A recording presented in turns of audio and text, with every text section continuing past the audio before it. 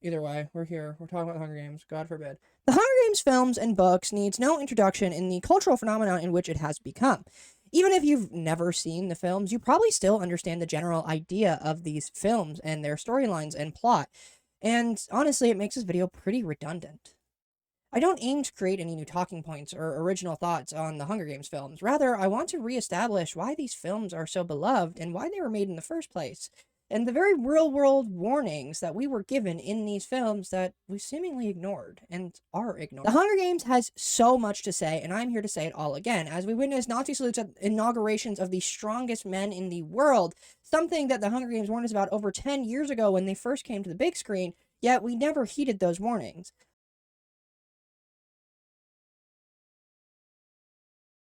Hunger Games are meant to be a critique of Western politics, specifically the abuse and power of government that has been taking place for years, and how they wash over their blatant misuse of power and give us shiny objects to distract us from the real abuse. It's important to point out that this film isn't just dedicated to American politics, although that's what the main inspiration comes through. Rather, the films are meant to warn all of us, a warning that has fallen on deaf ears.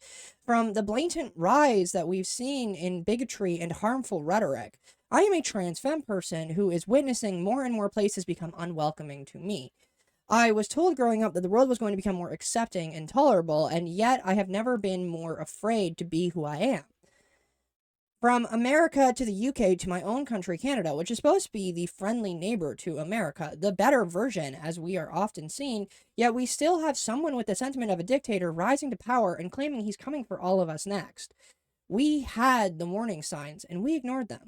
The first Hunger Games film is our introduction into the world that serves to warn us. It is a far more harsh and dangerous world, with rather than living paycheck to paycheck, as many people do nowadays, they are living meal to meal. We witness the coldness of this world and how everyone is out for oneself, and it has become established that isolation and solitude is the new way of this world.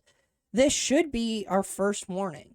Humans are innately social creatures, yet this film flips that and turns the average living person to be isolated and alone. We see as kindness has become a rare thing to see, and how through the process, we have seen a dire state of this district that our main character Katniss is in. I point this out because I think isolation in the current generation and beyond has become a very common practice place in our current day, and how it has fundamentally left us as less kind and less open. I would firstly like to point to COVID for being a massive domino effect that has led to everyone becoming more and more accustomed to isolation. But I would also like to point out the economic state of the world, in which has made it practically impossible to do any social things.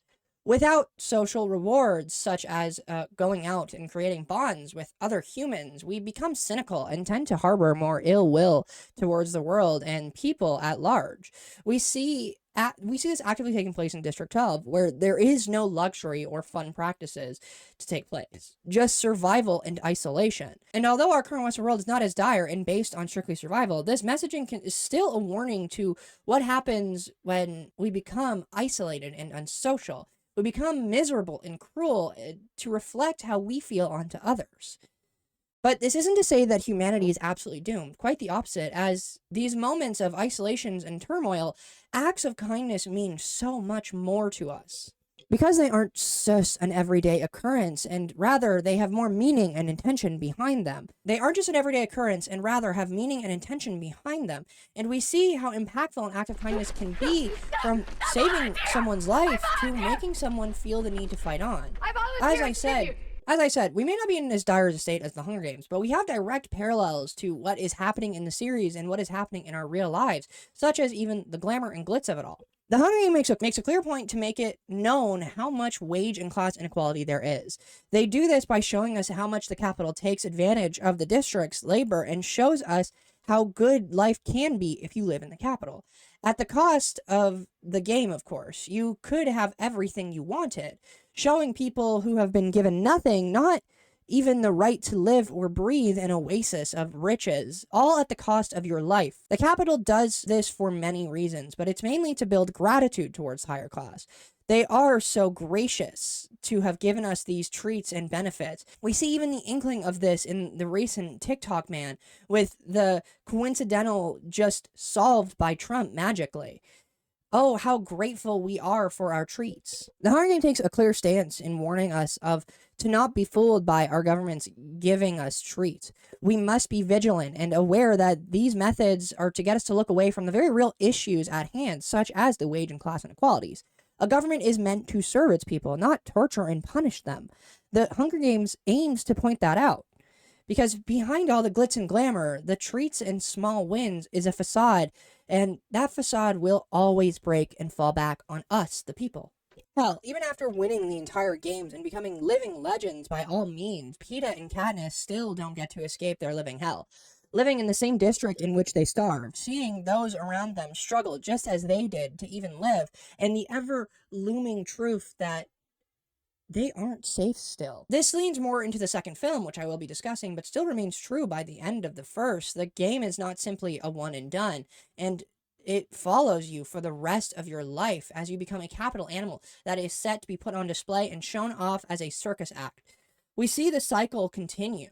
Even those who have been told that their lives will be good and that they have won the lottery will be able to live the life they want to, they still are at the mercy of a government dedicated to making the people's lives miserable as possible as to make them complacent. Which brings us to Catching Fire.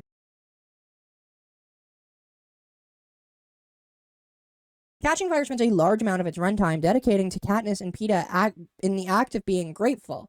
Both characters are shells of themselves in the beginning of these films, traumatized by the games, receiving no additional care from the Capitol that says they care so much about their victors. They are paraded around as to feint a relationship that they established during the games and become the equivalent of animals in a cage. But the Capitol is so great. They should be grateful for what it has given them. That's just it. It's all an act, though. All an act. Katniss and Peeta's lives are never changed for the better after the games. Sure, they have more access to better homes for their families and themselves, but they remain in poverty, in just a higher level of poverty. The promises of fame and glory weren't wrong, but they weren't what they were sold to be. We can see this parallel in the ironic prediction of the Hunger Games with influencers in our modern day. Many influencers feign a lavish life that is supposed to be the dream and what we are all supposed to aim for and want, yet recently we see influencers admitting that it was all a front and a lie. We too have been sold these ideas and promises that were never meant for us. Even with the most recent American election and upcoming Canadian one, people are being promised better ways of life, but I can promise you it won't happen, with Trump already alluding to not being able to keep those promises and rather only being able to keep the ones centered in hate. Just wait. Those groceries are 100% going to go down, just like the housing market will. Just wait. It'll happen. I promise. Catching Fire is dedicated to pointing out these hypocrisies and acts and aims to tear them down, proving to us yet again to pay closer attention to who is selling us the product and what they are actually aiming to achieve with these policies. Even Katniss, who makes her best attempts to sell the lies, not for herself, but for her family and the people she loves, can't appease the unreasonable needs of the insatiable hunger and greed that Snow represents. You cannot sell happiness if you do not make the conscious effort to make people happy, especially when your focus is more on the suppression than actual increased life quality. We witness Katniss become an unwilling figure to a revolution, a girl who defied the Capitol and is now being paraded around as a pony as to quiet the people's rage and results in stoking the flames. We see Katniss resist this idea of becoming a symbol, even giving in to Snow's request and to play the part in satiating the people's rage, but that's the truth of a symbol of change. It is not chosen, and it is not someone who we choose. It's someone who the people see themselves in, someone who the people recognize. It's someone who can represent the people in all ways: rage, love, compassion, sorrow, and can stand up to the power that be.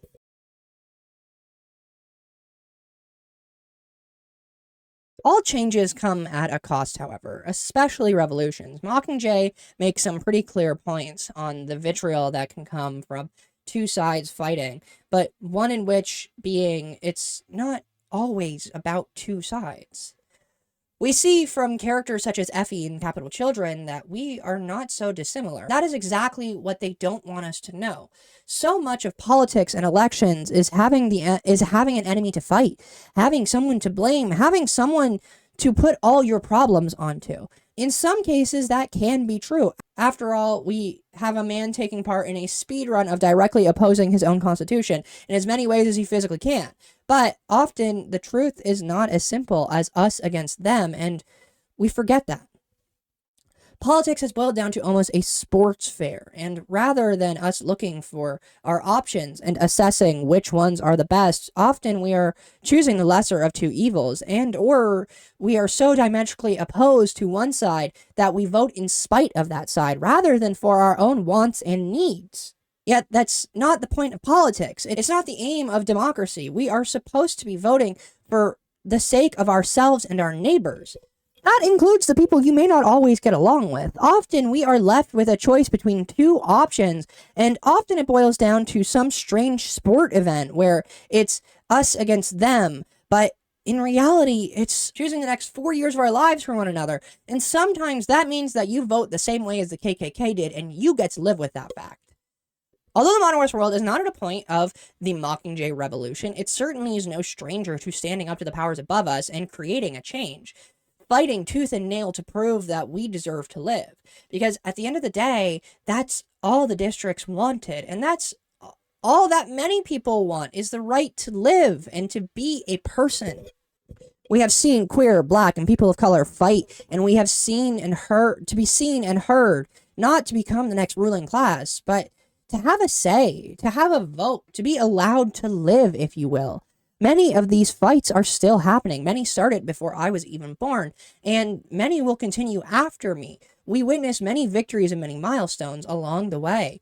It will continue on, even if it feels impossible in some days, it will. Just as we find out in the Mockingjay, the steps to a revolution and change are long and never ending. You can get rid of a Snow and there will always be a coin waiting to take his place. Katniss knows this and has tried to tell us, but I'm not saying we have a lot of options, nor am I saying that they're all great, but you don't get to feign ignorance when the grocery prices never do drop. Katniss chooses something that is hard to choose. She chooses what is right, and she acts truly selflessly, unsure of what that choice will result her fate to be. But nonetheless, she knows what she is doing is the right choice. For Katniss, it worked, and for many before myself, it doesn't. That's the risk we take in a fight. That's the risk in doing what is right. It will come at a cost to most likely ourselves. I just hope we pay that price before we create our own Hunger Games.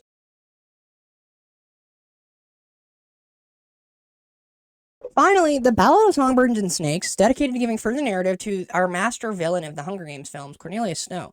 Yet it doesn't aim to redeem or justify him like many other prequels would. Rather, it aims to explain how deep-rooted evil is and how it can become a part of anyone. Snow grew up in a time of war and struggle, something that has already alienated him from those who are now beneath him, being the people of the districts.